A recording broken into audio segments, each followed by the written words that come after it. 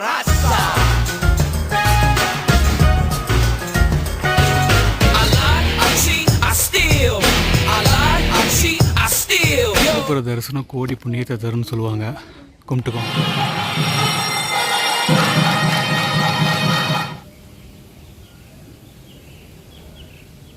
சாமி கும்பிட்டு நீங்கள் இந்த வழியாக தான் இறங்குவீங்க. இறங்கும் போதே பார்த்தீங்கன்னா ஐயப்பன் கோயில் இங்கே ஒன்று இருக்குது. ஹலோ காய்ஸ், வணக்கம். ஸோ நம்ம இப்போ பார்த்தீங்கன்னா மலேசியாவில் பினங் வந்திருக்கோம். ஸோ பினங்கில் வந்து பார்த்திங்கன்னா இன்றைக்கி வந்து பங்குனி உத்திரங்கிறதுனால இங்கே இருக்க தண்ணீர் மலை பால தண்டாயுதபாணி முருகன் கோயிலுக்கு நம்ம வந்திருக்கோம். என்ட்ரன்ஸை நான் காட்டுறேன் பாருங்கள்.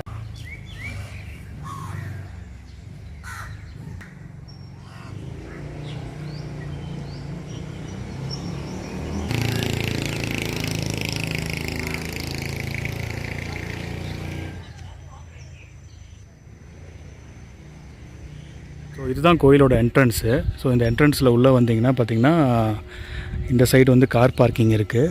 அதே மாதிரி இந்த சைடு வந்து நம்ம முருகர் கோயிலுக்கு ஏறுற படி இருக்குது. ஸோ இங்கே வந்து விநாயகர் கோயில் இப்போ வந்து கட்டிகிட்ருக்காங்க. இந்த விநாயகர் கோயிலை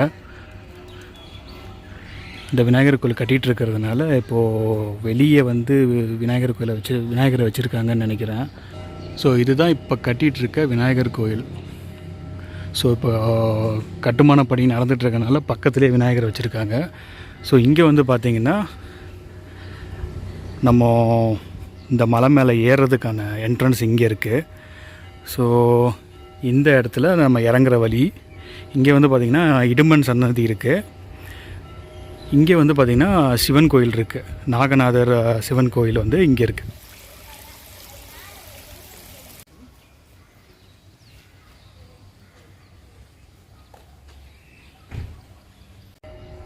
ஸோ இப்போ கட்டிகிட்ருக்க விநாயகர் கோயில் பக்கத்துலேயே பார்த்திங்கன்னா இந்த கோயிலோட ப்ரேயர் டைம்ஸ் எல்லாமே இங்கே போட்டிருக்காங்க.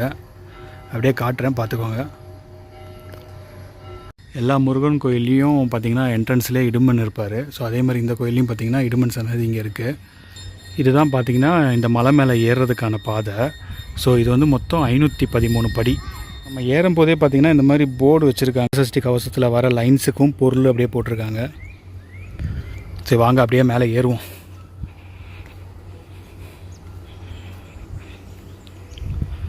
இங்கேயும் பார்த்திங்கன்னா போர்டு போச்சிருக்காங்க. அப்படியே பார்த்திங்கன்னா எனக்கு தெரிஞ்சு ஒவ்வொரு 15-20 படிக்கு ஒரு வாட்டி ஒரு போர்டு ஒன்று இங்கே வச்சுருக்காங்க. இது வந்து கந்தகுரு கவசம். இந்த கோயிலோட ஹிஸ்ட்ரி பார்த்திங்கன்னா அதாவது ரெக்கார்ட் படி பார்த்திங்கன்னா 1800ஆவது வருஷத்தில் இருந்து இங்கே வாழ்கிற நம்ம இந்து தமிழர்கள் வந்து முருகர் வழிபாடெல்லாம் செஞ்சிட்டு இருந்திருக்காங்க. ஸோ அவங்க வந்து பார்த்திங்கன்னா இங்கே பக்கத்தில் ஜார்ஜ் டவுன் இருக்குல்ல, ஸோ அங்கேருந்து மாட்டு வண்டியில் வந்து இங்கேருந்து தண்ணீரெலாம் எடுத்துகிட்டு போயிருக்காங்க. ஸோ இது வந்து பார்த்திங்கன்னா ஒரு நீர் ஊற்று மாதிரி இருந்திருக்கு இந்த இடம். இங்கே நீர் வரத்துலாம் நிறையா இருந்து போய் அங்கே பக்கத்தில் இருக்க மக்கள் எல்லாம் மாட்டு வண்டிகள், அதாவது நான் சொல்கிறது வந்து பார்த்திங்கன்னா 1800 மாட்டு வண்டியில் வந்து இங்கேருந்து தண்ணீரில் எடுத்துகிட்டு போயிட்டு அப்படி இருந்திருக்காங்க. ஸோ அப்படி வந்து போகும்போது இங்கே வந்து இந்த இடத்துல ஸ்பெசிஃபிக்காக இந்த இடத்துல வந்து முருகர் வழிபாடு நிறையா பண்ணிகிட்டு இருந்திருக்காங்க 1800. இந்த வழியை பாருங்கள், கொஞ்சம் தூரம் படி வந்துச்சு. இதுக்கப்புறம் அப்படியே கொஞ்சம் ஃப்ளாட் ஆகுது, அப்புறம் திரும்ப படி வருது. அந்த நீர் வருதெல்லாம் பாருங்கள், அந்த வழி மாதிரி ஏதோ போட்டிருக்காங்க. ஓகே, எங்கே விட்டேன்? இந்த நீரில் வந்து இங்கேருந்து எடுத்துகிட்டு போயிட்டு இருக்காங்களா மக்கள். ஸோ என்ன இருக்குதுன்னா 850 பிரிட்டிஷ் என்ன பண்ணியிருக்காங்கன்னா இந்த இடத்த வந்து ஒரு நீர் தேக்க இதாக மேம்படுத்தணும் அப்படின்னு முடிவு பண்ணியிருக்காங்க. அதுக்கு காரணம் வந்து பார்த்திங்கன்னா இங்கே இருக்க மக்கள் தொகை வந்து கொஞ்சம் அதிகமாகிடுச்சு. 1850 கொஞ்சம் மக்கள் தொகை அதிகமாக போக, ஸோ மக்கள் தொகை அதிகமாக என்ன ஆகும், இந்த நிலப்பரப்பெல்லாம் அவங்க ஆக்கிரமிச்சிட்டே வருவாங்கள்ல. ஸோ அதுக்காக இது வந்து ஒரு நீர் இதாக மேம்படுத்தணும் அப்படின்ட்டு முடிவு பண்ணுறாங்க. ஸோ முடிவு பண்ணதுக்கப்புறம் அவங்க என்ன பண்ணுறாங்கன்னு பார்த்தீங்கன்னா, இப்போ ஏற்கனவே நம்ம இந்து தமிழர்கள் வந்து இந்த இடத்துல வந்து முருகர் வழிபாடு பண்ணிகிட்டு இருக்கிறதுனால ஸோ அவங்களோட உணர்வும் பாதிக்கப்படக்கூடாதுன்னு அவங்க என்ன ஒரு முடிவு பண்ணியிருக்காங்கன்னா பிரிட்டிஷு, இதுக்கு இந்த முருகர் கோயிலுக்குன்னே ஒரு 11 ஏக்கர் வந்து இடத்த ஒதுக்கி வச்சிடுறாங்க. ஒதுக்கி வச்சப்பட்ட ஒரு 11 ஏக்கரில் தான் இப்போ இருக்கிற கரண்ட்டில் இப்போ இருக்கிற ஒரு முருகர் கோயில் வந்து இருக்குது. ஸோ அதே மாதிரி 1880 வந்து பார்த்திங்கன்னா இந்த முருகர் கோயில் இப்போ புதுசாக கட்டியிருக்காங்கள்ல மேலே, ஸோ அந்த முருகர் கோயில் அப்போ இல்லை. கீழே வந்து இப்போ நம்ம 500 படி ஏறி மேலே இருக்க கோயிலுக்கு போகிறோம். ஸோ நடுவுலையே பார்த்திங்கன்னா இன்னொரு கோயில் வரும். அதுதான் ஆக்சுவலாக பார்த்திங்கன்னா 1850 கட்டப்பட்ட ஒரிஜினல் பழமையான ஒரு முருகர் கோயில். அதுதான் கோயிலாக இருந்திருக்கு. அது வந்து பார்த்திங்கன்னா ஒரு சின்ன கோயில். ஸோ அங்கே வந்து இந்த மக்கள் தொகை வேறு ஏற்கனவே அதிகமாகிடுச்சா, ஸோ அவங்களும் இடம் கொடுத்துட்டாங்க, கோயில் கட்டியாச்சு. அதுக்கப்புறம் அந்த மக்கள்லாம் வந்து பார்த்திங்கன்னா தைப்பூசம் இங்கே வந்து கொண்டாடிட்டு இருந்திருக்காங்க 1850 2012 வரைக்குமே. இப்போ நம்ம பார்க்க போகிற அந்த பழைய முருகன் கோயிலில் தான் தைப்பூசம் வந்து செலிப்ரேட் பண்ணிட்டு வந்திருக்காங்க. 1850 முதல்ல கட்டப்பட்ட அந்த முருகர் கோயில் வந்து பார்த்திங்கன்னா கொஞ்சம் சின்ன கோயிலுங்கிறதுனால இங்கே வர கூட்டத்தை வந்து அவங்களால மேனேஜ் பண்ண முடியல கோயிலோட நிர்வாகத்தினால. ஸோ அதுக்கப்புறமா தான் என்ன பண்ணியிருக்காங்கன்னா மேலே வந்து இப்போ புதுசாக கட்டப்பட்ட கோயிலை வந்து கட்டியிருக்காங்க. இந்த புதுசாக கட்டப்பட்ட கோயில் வந்து பார்த்திங்கன்னா இதுதான் வந்து ஒரு பெரிய முருகர் கோயில். அதாவது நம்ம இந்தியாவுக்கு வெளியே பார்த்தோம்னா, முருகரை மட்டும் வந்து இந்தியாவில் மட்டும் கும்பிடல, ஸோ மலேசியாவில் கும்பிட்றாங்க, சிங்கப்பூரில் கும்பிட்றாங்க. அந்த மாதிரி இந்தியாவுக்கு வெளியே நம்ம பார்த்தோம்னா இதுதான் வந்து ஒரு பெரிய முருகர் கோயில். இது வந்து பார்த்திங்கன்னா 70,000 ஸ்கொயர் ஃபீட்டில் வந்து இந்த கோயிலை வந்து கட்டியிருக்காங்க. அந்த கோயிலுக்கிட்டே நம்ம வந்துட்டோம். ஸோ இங்கே வந்து பார்த்திங்கன்னா பக்கத்தில் ரெஸ்ட் ரூம் இருக்குது. இப்படி கொஞ்சம் தூரம் மேலே இருந்தீங்கன்னா இதுதான் அந்த முதல்ல கட்டப்பட்ட முருகர் கோயில். சின்னதாக இருக்குது பார்த்திங்களா.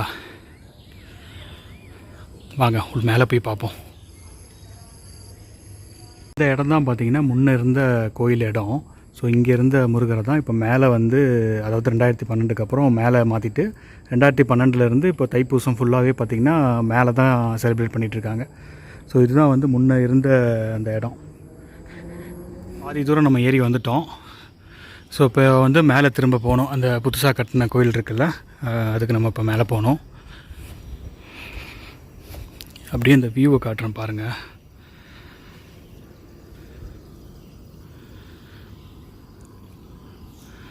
ஸோ அங்கே தெரியுது வந்து கடல். ஸோ இங்கேருந்து பார்த்தாலும் உங்களுக்கு தெரியும்னு நினைக்கிறேன். அதுதான் கடல். ஆக்சுவலாக பிணங்குதே ஒரு தீவு தானே.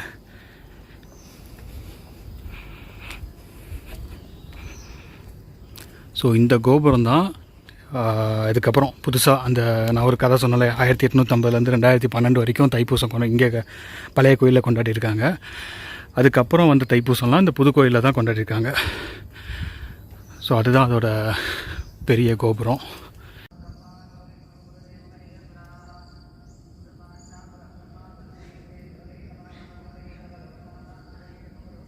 அதுக்கப்புறம் என்ன இருக்குதுன்னு பார்த்தீங்கன்னா, இவங்க வந்து கோயில் வந்து மறுபடியும் நிறையா பக்தர்கள் வந்தாலும் அதை மேனேஜ் பண்ணுற மாதிரி கட்டணும்னு முடிவு எடுத்துகிட்டு அதுக்கப்புறமா தான் இந்த கோயில் கட்டியிருக்காங்க. இது வந்து பார்த்திங்கன்னா 70,000 ஸ்கொயர் ஃபீட்டில் கட்டப்பட்ட கோயில். நான் கூகுளில் சர்ச் பண்ணி பார்க்கும்போது பார்த்திங்கன்னா ஒரு 8 லட்சம் பக்தர்கள் வந்தால் கூட இந்த கோயிலில் வந்து அவங்களால எந்த ஒரு நெரிசலும் இல்லாமல் ஃப்ரீயாக வந்து தரிசனம் பண்ணிவிட்டு போக முடியும். அந்த மாதிரி வந்து நல்ல பெரிய கோயிலாக கட்டியிருக்காங்க. அதை நான் சொன்னல, இந்தியாவுக்கு வெளியே இருக்க ஒரு பெரிய முருகன் கோயில்னால் அது இந்த தண்ணீர் மலை முருகன் கோயில் பிணங்கு தான். வந்துட்டோம். ஸோ இங்கேயே பார்த்திங்கன்னா பூஜை பொருட்கள்லாம் விற்கிறாங்க. பக்கத்துலேயே வந்து சின்ன சின்ன கடைகள்லாம் இருக்குது. இதுதான் கோயில் கோபுரம்.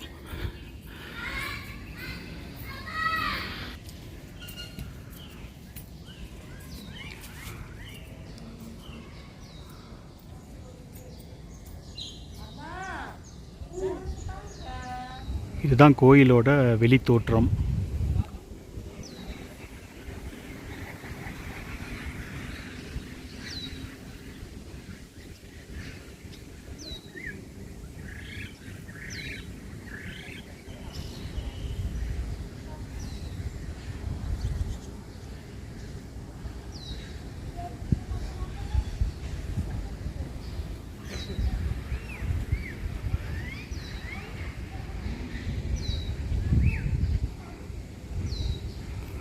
தங்கரத மண்டபம்னு வச்சுருக்காங்க.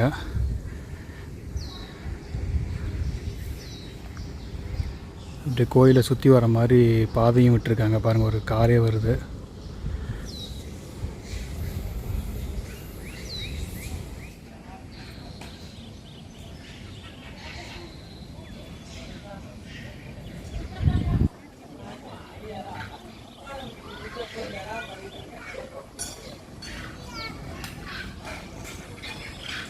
வந்து பார்த்திங்கன்னா கோயில் அதாவது பெருசாக கட்டணும்னு இந்த கமிட்டி வந்து முடிவு எடுக்கிறாங்க. ஸோ அதனால் என்ன பண்ணுறாங்கன்னு பார்த்தீங்கன்னா நம்ம இந்தியா, அதாவது தென்னிந்தியாவிலேருந்து இந்த கர்நாடகா, ஆந்திரா, தமிழ்நாடு, கேரளா அங்கே இருந்து இந்த கோயில் கட்டுமான பணியாளர்கள், சிற்பக பணியாளர்கள்லாம் வந்து கூட்டிகிட்டு வந்து இந்த பிணங்கை கூட்டிகிட்டு வந்து இங்கே வந்து கோயில் கட்டுறாங்க. அதுவும் எப்படி கட்டுறாங்கன்னு பாருங்களேன். நம்ம சோழர் பாண்டிய கிங்டம் இருக்குல்ல, அதை இன்ஸ்பயர் பண்ண மாதிரி இந்த கோயிலை கட்டியிருக்கிறதா நான் படித்தேன். இல்லை என்ட்ரு ஆகும்போது பார்த்தேன், வீடியோ எடுக்கக்கூடாதுன்னு போட்டிருக்காங்க. வீடியோ எடுக்கலாமா என்னென்னு வேறு தெரில உள்ளார. ஸோ வெளியே எடுக்கலாம் கண்டிப்பாக. நான் உள்ளே எதுக்கும் குருக்கள் அந்த மாதிரி யாராவது இருந்தாங்கன்னா வீடியோ எடுக்கலாமா அலௌடான்னு கேட்டுக்கிறேன். ஏன்னா நம்ம பெர்மிஷன் இல்லாமல் உள்ளே போயிட்டு வீடியோ எடுத்துகிட்டு இருக்க முடியாது. நான் கேட்டுட்டு நான் திரும்ப கண்டினியூ பண்ணுறேன். உங்களுக்கு வீடியோ ஃபோட்டோகிராஃபி எடுக்கக்கூடாதுன்னு போட்டிருக்குன்னு சொன்னால உள்ளே போய் கேட்டேன் குருக்கள் கிட்ட இந்த மாதிரி வீடியோ எடுத்துக்கலாமான்ட்டு. அவர் எடுத்துக்கலான்னு சொல்லிட்டாரு. ஸோ இப்போ பூஜை கொஞ்சம் நேரத்தில் ஸ்டார்ட் ஆக போகுது. இன்றைக்கி பங்குனி உத்திரம். கரெக்டாக 6:30 மணி பூஜை ஸ்டார்ட் ஆக போகுது மலேசியா டைமுக்கு. ஸோ உள்ளே போய் பூஜையை பார்ப்போம்.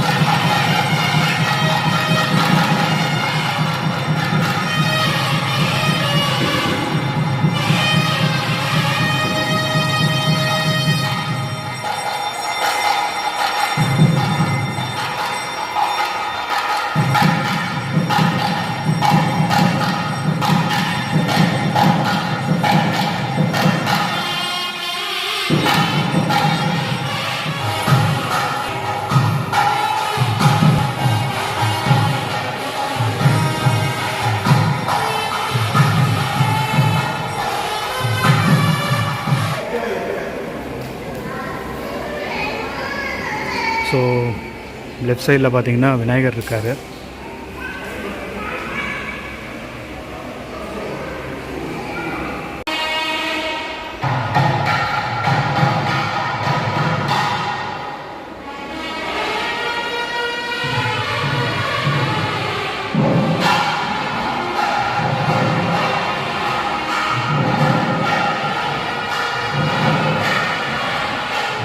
இந்த சைடு வந்து பார்த்திங்கன்னா மகாலட்சுமி இருக்காங்க.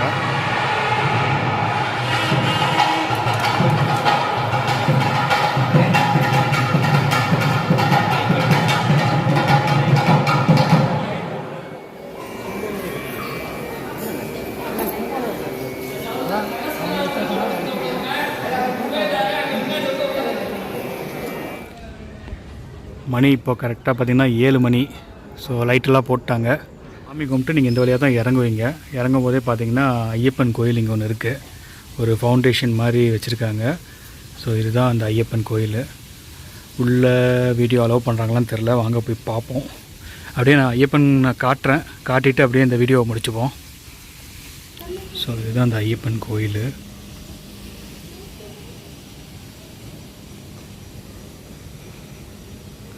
இங்கே வந்து பார்த்திங்கன்னா விநாயகர் இருக்கார்.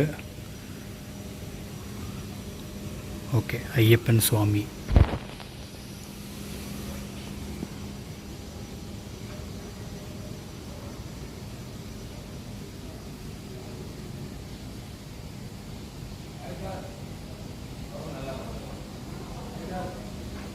பொதுவாக 18 படி ஏறி தானே ஐயப்பனை வந்து தரிசனம் பண்ணுவாங்க. ஸோ அந்த படி வந்து இங்கே வச்சுருக்காங்க. ஸோ அதுக்கான வழி வந்து பார்த்திங்கன்னா இப்படி கீழே இறங்கி நீங்கள் இந்த பக்கம் வர மாதிரி இருக்குது. இப்போ வந்து அடைச்சி வச்சுருக்காங்க. பட் அந்த மாதிரி ஸ்பெஷல் தினங்களில் அது திறந்து வச்சுருப்பாங்கன்னு நினைக்கிறேன். ஸோ 18 படி ஏறி வந்து நீங்கள் தரிசனம் பண்ணுற மாதிரி இருக்கும்.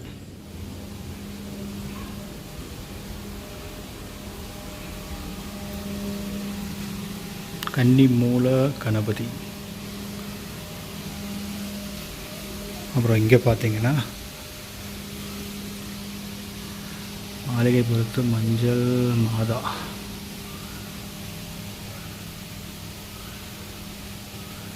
குருக்கள் யாராவது பார்த்துட்டு இருந்தீங்கன்னா சொல்லுங்கள். இந்த மாதிரி இருக்கிற கோயில் எல்லாத்துலேயும் இந்த விளக்கு ஆடிக்கிட்டே இருக்குது. ஏன்? நானும் நிறையா கோயில் பார்த்துருக்கேன். இந்த மாதிரி சைடில் இப்படி இருக்க கோயில் வந்து இந்த சின்ன அமைப்பாக இருக்குது பார்த்தீங்களா, இதுக்குள்ளே இருக்கிற அந்த விளக்கு மட்டும் பாருங்களேன்.